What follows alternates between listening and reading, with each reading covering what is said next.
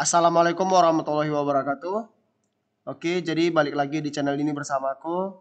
Nah, jadi pada awal bulan ini yaitu tanggal 1 Oktober, aku ingin sharing informasi tentang kartu prakerja yang dimana kartu prakerja sekarang udah memiliki tampilan baru dalam jenis insentifnya.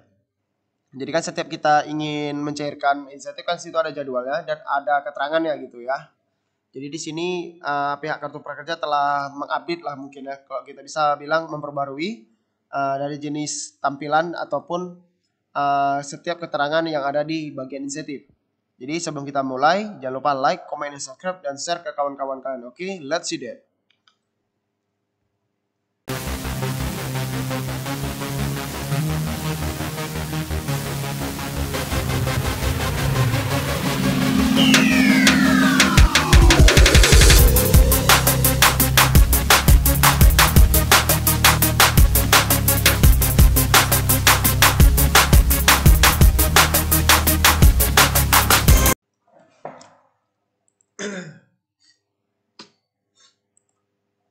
Nah, jadi kurang lebih gini ya yang bisa aku jelaskan.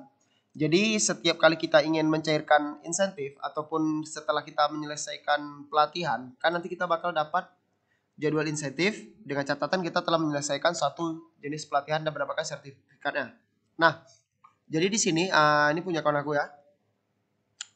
Jadi di sini setiap kali jadwal insentif itu ada tanggalnya dan juga ada statusnya. Nah, jadi status ini yang memberi informasi kepada kita dalam tahap atau sudah sampai tahap apa insentif kita itu diproses. Nah, tapi beberapa hari yang lalu, kurang lebih kemarin ataupun kemarin lusa, tampilannya jenis statusnya ini sudah mulai berubah. Nah, jadi pada kesempatan kali ini aku mau share informasi ke kawan-kawan agar gak bingung lagi ini statusnya apa, ini maksudnya apa gitu ya. Jadi di sini aku udah ngumpulin bahannya. Nah, ini contohnya. Jadi aku zoom ya. Nah, jadi statusnya ini menunggu diproses. Ini kurang lebih sama seperti yang lain ya, seperti sebelum-sebelumnya. Kalau yang lama, yang lama itu kan belum diproses.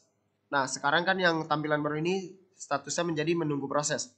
Nah, jadi menunggu proses ini artinya insentif kita itu dalam proses antrian karena belum sampai pada tanggalnya. Jadi contohnya kan misalnya ini tanggal 4, sedangkan ini baru tanggal 1.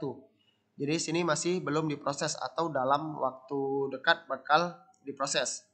Nah, jadi kurang lebih menunggu diproses ini sama seperti belum diproses. Jadi kita hanya tinggal menunggu saja.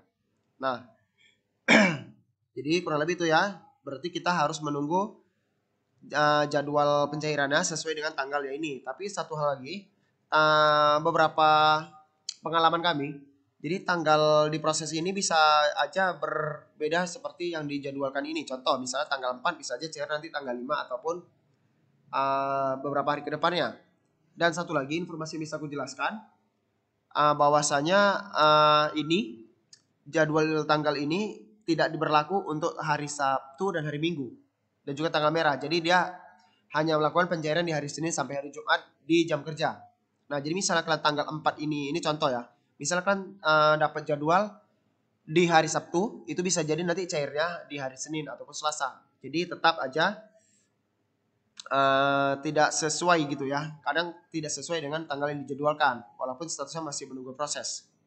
Oke, kurang lebih itu ya. Jadi status menunggu proses ini kita tunggu aja setelah waktu yang udah tiba gitu. Oke, kemudian next. Nah, ini kedua dijadwalkan. Ini aku zoom. Nah, dijadwalkan ini kurang lebih seperti kalau yang lama itu ini sedang dalam dalam proses. Dalam proses ya. Kalau yang lama itu sedang diproses atau dalam proses. Aku pun lupa kalau nggak salah sedang diproses yang di warna kuning, tapi sekarang diganti menjadi dijadwalkan. Nah, jadi kurang lebih dijadwalkan ini sama sedang diproses. Yang artinya kurang lebih insentif kita itu dalam tahap penjadwalan atau alias sudah memasuki gitu ya. Misalnya ini contoh ini tanggal 17 jadwalnya dan hari ini tanggal 17 contoh aja. Jadi jadwalnya tanggal 17 dan hari ini tanggal 17, jadi dia baru diproses dijadwalkan. Nah, biasa cairnya itu kalau nggak sore ataupun malam udah masuk. Karena kalau cepat itu jam-jam 10 udah cair gitu. Jadi kurang lebih kalau misalnya tadi sebelumnya menunggu proses itu masih lama, sedangkan dijadwalkan itu biasanya 1 kali 24 jam udah cair. Kalau memang tidak ada kendala ataupun di luar jam ataupun di dalam waktu ini ya dalam hari kerja gitu. Tapi kalau misalnya dijadwalkan tapi kenanya di hari Sabtu, nah itu biasanya hari Senin baru cair ataupun hari Selasanya. Jadi kurang lebih kalau udah dijadwalkan, nah itu udah bisa dibilang 50% lah bakal cair gitu ya dalam waktu dekat. Kalau lebih cepatnya itu 1 kali 24 jam dia udah cair. Jadi kurang lebih dijadwalkan ini sama dengan sedang diproses. Yang biasanya warna kuning gitu ya, kuning atau oranye gitu dia. Oke ya, jadi jelas dijadwalkan ini kurang lebih insentif kita sedang diproses. Oke. Nah, kemudian ada juga ini statusnya dalam pengecekan. Biasanya dalam pengecekan ini kawan-kawan yang mengalami gagal.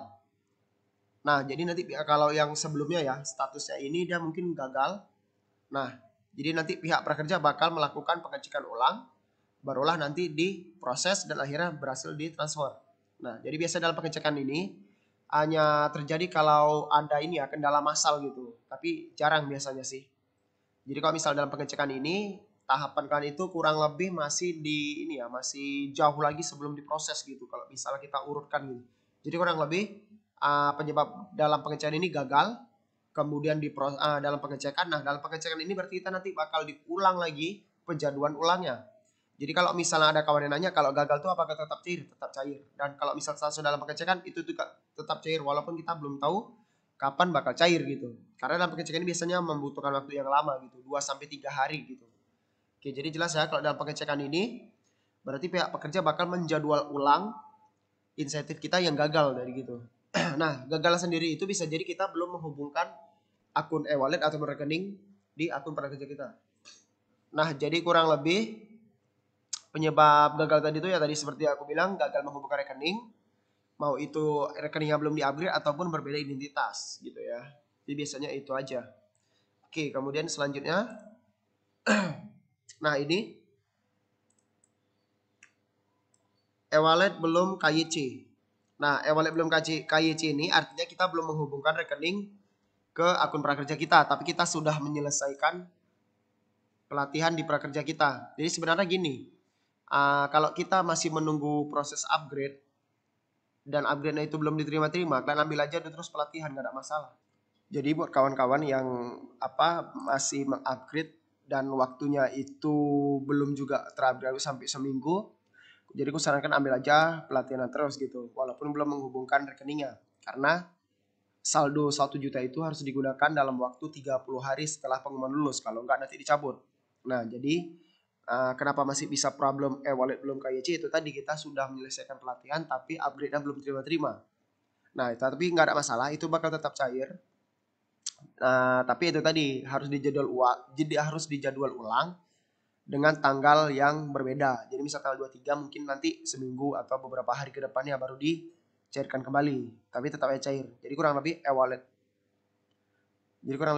belum KYC ini berarti belum dihubungkan ya, belum sambung rekening ataupun akun e-wallet di akun prakerja kita.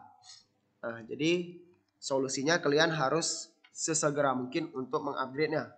Kalaupun misalnya gagal, misal contoh link aja gitu ya. Kalau misalnya lama, link aja OVO atau GoPay kan bisa menghubungi call centernya supaya lebih cepat diprosesnya. Jadi kurang lebih itu ya, e-wallet belum KYC kurang lebih artinya akun e-wallet kita belum terupdate dan belum bisa kita hubungkan ke akun prakerja kita. Nah, kurang lebih itu. Nah, oke, selanjutnya ini dia yaitu dana tertahan. Nah, sebenarnya dana tertahan ini sama seperti kemarin yang kejadian massal ya, yang gagal. Atau kalau kurang lebih kayak gini tampilan yang lama, ini dia gagal. Nah, tapi sekarang terganti menjadi dana tertahan. Nah, dana tertahan ini ya sama seperti gagal tadi, bahwasanya kalian tidak bisa mencairkan uang prakerjanya di waktu yang sudah ditentukan. Dengan jelas ya, tidak bisa dicairkan di waktu yang ditentukan, tapi tetap bisa dicairkan di lain waktu gitu. Jadi kurang lebih gini, molor lah bahasa gampangnya ya. Jadi misalnya kita cair di sini tanggal 11, ya ini tanggal 11, tapi kita bakal dicairkan setelah tanggal 11 itu.